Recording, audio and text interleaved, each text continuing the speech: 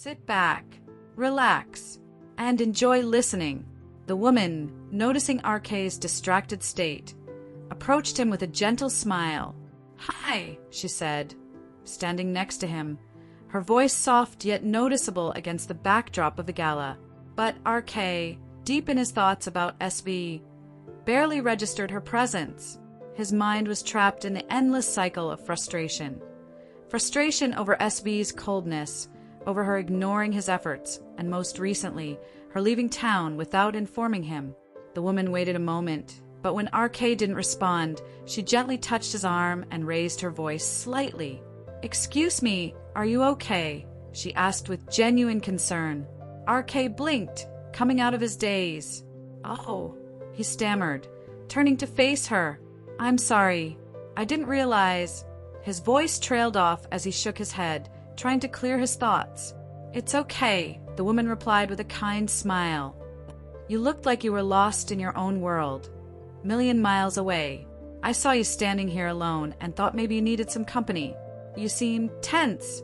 RK forced a smile, feeling a strange mix of emotions.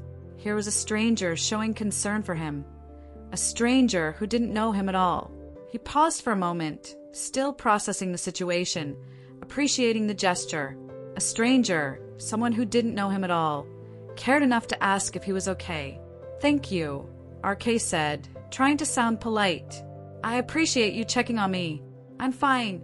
The woman smiled, her eyes soft with understanding. "Sometimes being alone in a crowd makes things feel heavier," she said. RK nodded, appreciating her thoughtfulness. They talked for a short while, her light conversation offering a brief distraction from a storm inside him. But then, suddenly, a familiar tune began to play, and the woman's face lit up. "Oh, this is my favorite song," she exclaimed. RK felt his chest tighten. That song, the melody was unmistakable, the lyrics too close to his heart. The song that she loved so much was one that RK had written long ago, back when he still had hope, back when he still believed in expressing his emotions through music. It was a song he had written while he was in his home country, during a time of solitude. He had poured his heart into it, intending to save it for a special moment, a special person. But that moment never came. When RK had gone on vacation to a foreign country a year ago, seeking a break from everything, he had attended a party where international musicians gathered. He had been there alone, enjoying his time away from the spotlight. During the party, the other artists had encouraged him to share some of his work. Although RK hadn't finished the song at the time, he had sung the incomplete version just for fun. That decision had haunted him ever since. A few months after he returned home and completed the song, he heard it on the radio, except it wasn't him singing it. A foreign artist had stolen the song, finished it, and released it as their own. The song had become an international hit, breaking records, touching millions of people. The world praised it for its depth, its emotion. Emotions that RK had written into every line. He had only told his CEO about the truth, no one else. Not even his band members. They knew nothing about the legal battle he had fought to reclaim his song, or how the hotel in the foreign country had refused to release the security footage that could have proven his case, citing privacy policies. Without any evidence, his case was dismissed. The court ruled in favor of the foreign artist, and RK was left with nothing but frustration and a deep, burning sense of injustice. As the song played now at the gala, it felt like a cruel reminder of everything he had lost. Not just a song, but the hope it represented. This wasn't just a song to him. It was a piece of his heart, a piece he had wanted to share with someone special. But that dream was shattered, and now, even the thought of it brought bitterness. "Really, it's your favorite?" RK asked, trying to sound casual, though his voice held a subtle tension.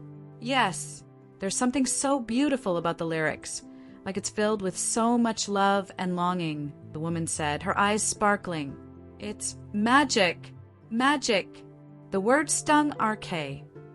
The song was supposed to be magical, but not for the world.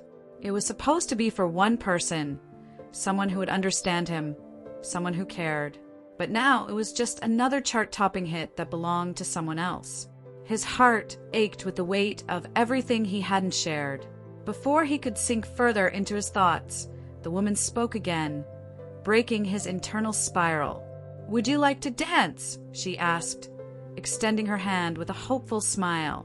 "It's my favorite song, and, well, I don't have anyone to dance with right now." RK hesitated.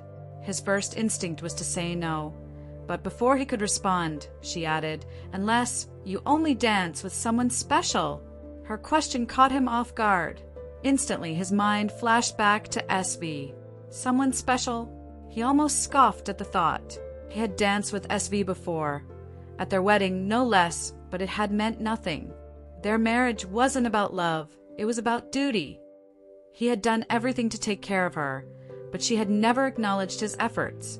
And now, after her recent behavior, leaving without informing him, making him wait up all night, only to return without a word, his anger towards her burned even brighter.